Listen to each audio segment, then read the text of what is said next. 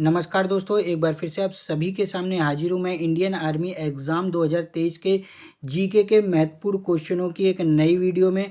दोस्तों आज की भी वीडियो में हम जीके के मोस्ट इम्पोर्टेंट क्वेश्चनों को कवर करने वाले हैं जो एग्ज़ाम में पूछे ही जाते हैं। तो इसलिए दोस्तों यदि आप इंडियन आर्मी एग्ज़ाम की तैयारी करें तो वीडियो में लास्ट तक ज़रूर से बने रहिएगा और सभी चीज़ों को नोट डाउन करते चलिएगा। तो चलिए साथियों, बिना किसी देरी के वीडियो की शुरुआत करते हैं। लेकिन उससे पहले यदि आप चैनल पर नए हो तो सब्सक्राइब करके नोटिफिकेशन बेल को ऑल पर सेट कर लीजिए, जिससे इंडियन आर्मी से रिलेटेड कोई भी वीडियो आए तो सबसे पहले आपको नोटिफिकेशन मिल जाए। तो चलिए आज की वीडियो की शुरुआत करते हैं। तो दोस्तों आज की वीडियो का फर्स्ट क्वेश्चन है, तराइन की दूसरी लड़ाई में पृथ्वीराज को किसने पराजित किया था? आपके ऑप्शन है महमूद गजनवी, कुतुबुद्दीन ऐबक, मोहम्मद गौरी या फिर अलाउद्दीन खिलजी। कौन सा ऑप्शन राइट हो जाता है? तो दोस्तों आज की वीडियो में हम टॉप 20 क्वेश्चनों को कवर करने वाले हैं और आज की वीडियो का टारगेट 17 क्वेश्चनों का हम रखेंगे। वीडियो के लास्ट में आपको जरूर से कमेंट करके बताना है कि कितने क्वेश्चन आज की वीडियो में आप सही कर पाए हैं। तो चलिए बताइए दोस्तों, इस क्वेश्चन का आंसर कौन सा राइट हो जाता है? तराइन के सेकेंड युद्ध में पृथ्वीराज को किसने पराजित किया था? तो दोस्तों आप सभी को बता दूं कि तराइन के 3 युद्ध लड़े गए थे।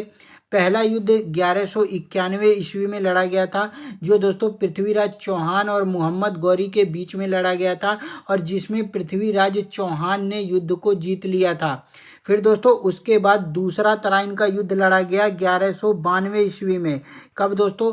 1192 ईस्वी में सेकंड युद्ध तराइन का लड़ा गया, जिसमें दोस्तों पृथ्वीराज चौहान को मोहम्मद गौरी ने हरा दिया था।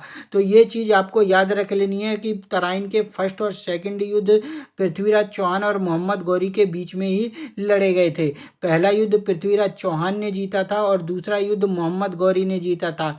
और साल आपको याद करके चलना है, पहला युद्ध 1191 ईस्वी में लड़ा गया और दूसरा 1192 ईस्वी में। तीसरे युद्ध की बात करूं तो तीसरा युद्ध दोस्तों 1215 ईस्वी से 1216 ईस्वी के बीच में लड़ा गया था। और यह युद्ध किन के बीच लड़ा गया तो याद रख लीजिएगा, इल्तुतमिश और कुबाचा के बीच में यह युद्ध लड़ा गया था। और इस युद्ध में दोस्तों इल्तुतमिश ने कुबाचा को तालाब में डुबोकर मार दिया था, यानी इल्तुतमिश ने तीसरा तराइन का युद्ध जीता था। तो मोस्ट इम्पोर्टेंट है, नोट डाउन जरूर से कर लीजिएगा। तराइन का युद्ध आपके एग्जाम में देखने को मिलने वाला है। तो चलिए साथियों नेक्स्ट क्वेश्चन देखते हैं। अगला क्वेश्चन है आपका, चतुर्थ बौद्ध संगीति का आयोजन किसने किया था? आपके ऑप्शन है अशोक, कनिष्क, हर्षवर्धन या फिर बिंदुसार। कौन सा ऑप्शन राइट हो जाता है? चतुर्थ बौद्ध संगीति का आयोजन किसने करवाया था? तो दोस्तों बौद्ध संगीति से आपके एग्जाम में क्वेश्चन पूछे ही जाते हैं, मोस्ट इम्पोर्टेंट है। और यदि मैं बौद्ध संगीति की बात करूं तो याद रख लीजिएगा कि 4 बौद्ध संगीति कराई गई थी। पहली बौद्ध संगीति किसने कराई थी? तो पहली बौद्ध संगीति नाम आपको याद रख लेना, अजातशत्रु ने करवाई थी। और कहाँ पर करवाई थी? तो राजगृह में करवाई थी। कहाँ पर दोस्तों? राजगृह में पहली बौद्ध संगीति अजातशत्रु ने करवाई थी। दूसरी की बात करूँ तो दूसरी आपको याद रख लेना है, कालाशोक ने। किसने दोस्तों? कालाशोक ने दूसरी बौद्ध संगीति कराई थी। और कहाँ पर कराई थी? तो वैशाली में कराई थी। तीसरी की बात करूँ तो तीसरी दोस्तों अशोक ने करवाई थी। और कहाँ पर करवाई थी? तो पाटलिपुत्र में करवाई थी। ये याद रखिएगा, सबको नोट डाउन करते चलिएगा। और चौथी बौद्ध संगीति की बात करूँ तो याद रख लीजिएगा, कनिष्क ने करवाई थी। और कहाँ पर करवाई थी?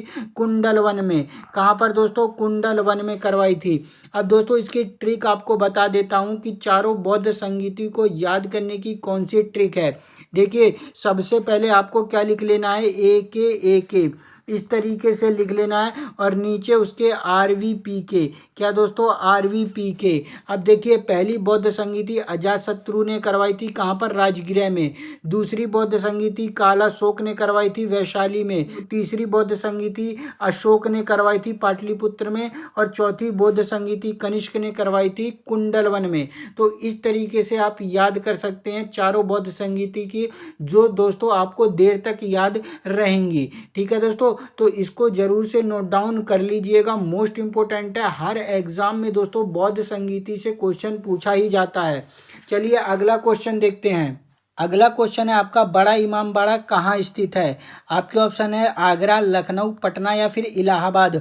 कौन सा ऑप्शन राइट हो जाता है? बड़ा इमामबाड़ा कहाँ पर स्थित है? तो दोस्तों इस क्वेश्चन का आंसर ऑप्शन है बी राइट हो जाता है। लखनऊ में स्थित है बड़ा इमाम बाड़ा। यदि मैं बात करूं कि इसका निर्माण किसने करवाया था, तो याद रख लीजिएगा अवध के नवाब, अवध के नवाब दोस्तों आसफ उद्दौला। क्या नाम है? आसफ उद्दौला ने दोस्तों इसका निर्माण करवाया था। और कब करवाया था? तो याद रख लेना है 1784 ईस्वी में इसका निर्माण करवाया था। दोस्तों बड़ा इमाम बाड़ा एक भूल भुलैया जैसा है, तो याद इसको जरूर से कर लीजिएगा। किसने करवाया था? अवध के नवाब आसफ उद्दौला ने 1784 में। चलिए अगला क्वेश्चन देखते हैं। अगला क्वेश्चन है अंतर्राष्ट्रीय न्यायालय का मुख्यालय कहाँ पर स्थित है? मोस्ट इंपोर्टेंट क्वेश्चन है दोस्तों, इंपोर्टेंट करके नोट डाउन कर लीजिएगा। अंतर्राष्ट्रीय न्यायालय का मुख्यालय कहाँ पर स्थित है? तो इस क्वेश्चन का आंसर ऑप्शन डी राइट हो जाता है। हेग नीदरलैंड में दोस्तों यह स्थित है। यदि मैं बात करूँ कि इसकी स्थापना कब हुई थी, तो डेट आपको याद रख लेनी है 30 जनवरी 1922 ईस्वी में दोस्तों इसकी स्थापना की गई थी अंतर्राष्ट्रीय न्यायालय की। ठीक है, और मुख्यालय मोस्ट इंपोर्टेंट है दोस्तों, हर एग्जाम में पूछा ही जाता है। चलिए अगला क्वेश्चन देखते हैं। अगला क्वेश्चन है सुब्रतो कप का संबंध किस खेल के साथ है? आपके ऑप्शन है हॉकी, फुटबॉल, बास्केटबॉल या फिर बैडमिंटन। कौन सा ऑप्शन राइट हो जाता है? सुब्रतो कप का संबंध किस खेल के साथ है? तो इस क्वेश्चन का आंसर दोस्तों ऑप्शन बी राइट हो जाता है। फुटबॉल के साथ दोस्तों सुब्रतो कप का संबंध है। दोस्तों इस तरीके से आपको एक शब्द दे दिया जाएगा और उसका संबंध आपसे एग्जाम में पूछ लिया जाएगा। तो आपको याद रख लेना है हॉकी, फुटबॉल, क्रिकेट और बैडमिंटन। इन 4 जो खेल हैं इनसे संबंधित जितने भी शब्द हैं एक बार जरूर से देख के एग्जाम में जाइएगा। चलिए अगला क्वेश्चन देखते हैं। अगला क्वेश्चन है आपका किस क्षेत्र में उस्ताद बिस्मिल्लाह खां ने प्रसिद्धि पाई थी? आपके ऑप्शन है सितार, तबला, शहनाई, सारंगी। मोस्ट इंपोर्टेंट क्वेश्चन है और काफ़ी आसान क्वेश्चन है दोस्तों। उस्ताद बिस्मिल्लाह खां ने किस क्षेत्र में प्रसिद्धि पाई थी? तो इस क्वेश्चन का आंसर ऑप्शन सी राइट हो जाता है, शहनाई। दोस्तों उस्ताद बिस्मिल्लाह खां शहनाई बजाते हैं। और ये चीज़ आपको याद रख लेनी है कि इन्होंने दोस्तों स्वतंत्रता दिवस यानी 15 अगस्त 1947 को क्या किया था? लाल किले पर शहनाई बजाई थी। मोस्ट इंपोर्टेंट है, एग्जाम में पूछा जाता है कि 15 अगस्त 1947 को लाल किले पर किसने शहनाई बजाई थी? तो आपको याद रख लेना है बिस्मिल्लाह खां जी ने शहनाई बजाई थी।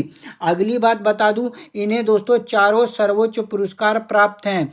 भारत रत्न आपको याद रख लेना है, भारत रत्न इन्हें 2001 ईस्वी में मिला था। तो ये जरूर से याद रख लीजिएगा कि 4 सर्वोच्च पुरस्कार इन्हें मिल चुके हैं।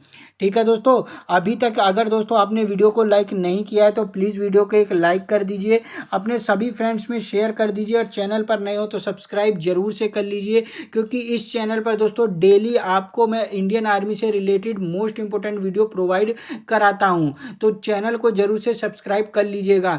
और दोस्तों यदि आपने अभी तक हमारे टेलीग्राम चैनल को ज्वाइन नहीं किया है तो टेलीग्राम चैनल को जरूर से ज्वाइन कर लीजिएगा, क्योंकि हर वीडियो की PDF नोट्स में टेलीग्राम चैनल पर प्रोवाइड करा देता हूं। और टेलीग्राम चैनल की लिंक आपको हमारे वीडियो की डिस्क्रिप्शन में मिल जाएगी, जहां से आप आसानी से हमारे टेलीग्राम चैनल को ज्वाइन कर सकते हैं। तो टेलीग्राम चैनल को जरूर से ज्वाइन कर लीजिएगा। अगला क्वेश्चन है दोस्तों आपका, निम्न भारतीय राज्यों में से किस राज्य की कोई समुद्री सीमा नहीं है? आपके ऑप्शन है गुजरात, गोवा, राजस्थान या फिर महाराष्ट्र। कौन सा ऑप्शन राइट हो जाता है? कौन सा भारतीय राज्य जिसकी कोई भी समुद्री तटीय सीमा नहीं है? तो दोस्तों आपको याद रख लेना है कि भारत के 9 राज्य हैं जिनकी समुद्री तटीय सीमा है। 9 राज्य कौन कौन से हैं? तो पहला याद रख लीजिएगा गुजरात है, उसके बाद आपका महाराष्ट्र जाता है, महाराष्ट्र के बाद दोस्तों गोवा याद कर लीजिएगा, उसके बाद आपका कर्नाटक आ जाता है और कर्नाटक के बाद केरल आ जाता है, केरल के बाद दोस्तों तमिलनाडु आ जाता है, फिर आंध्र प्रदेश आता है, फिर उड़ीसा आता है और उसके बाद लास्ट आपका बचा पश्चिम बंगाल। क्या दोस्तों? पश्चिम बंगाल। तो ये 9 राज्य हैं जो दोस्तों क्या बनाते हैं? समुद्री तटीय सीमा बनाते हैं। यदि दोस्तों आपसे एग्जाम में पूछ ले कि किस राज्य की सबसे अधिक समुद्री तटीय सीमा है? तो याद रख लीजिएगा गुजरात की। गुजरात की सबसे अधिक समुद्री तटीय सीमा है कितनी? 1214 किलोमीटर। कितनी दोस्तों? 1214 किलोमीटर। और सबसे कम किसकी है? गोवा की है। कितनी है? 101 किलोमीटर। तो ये जरूर से याद रख लीजिएगा, एग्जाम में क्वेश्चन पूछा जाता है कि किस राज्य की सबसे कम समुद्री तटीय सीमा है, तो गोवा आपका राइट हो जाएगा, और अधिक पूछे तो गुजरात आपका राइट हो जाएगा। अब दोस्तों इस क्वेश्चन का आंसर क्या हो जाता है? ऑप्शन सी राइट हो जाता है, राजस्थान। राजस्थान की कोई भी समुद्री तटीय सीमा नहीं है। चलिए नेक्स्ट क्वेश्चन देखते हैं। अगला क्वेश्चन है आपका, दादा साहेब फाल्के पुरस्कार प्राप्त करने वाली पहली महिला कौन थी? आपके ऑप्शन है नरगिस दत्त, उमा देवी, देविका रानी या फिर सुलोचना। दादा साहेब फाल्के पुरस्कार प्राप्त करने वाली पहली महिला कौन थी? तो इस क्वेश्चन का आंसर दोस्तों ऑप्शन है सी राइट हो जाता है, देविका रानी। दोस्तों देविका रानी दादा साहेब फाल्के पुरस्कार प्राप्त करने वाली पहली महिला थी। यदि मैं बात करूं कि दादा साहेब फाल्के पुरस्कार किस क्षेत्र में दिया जाता है, तो याद रख लीजिएगा फिल्म जगत क्षेत्र में दोस्तों यह पुरस्कार दिया जाता है।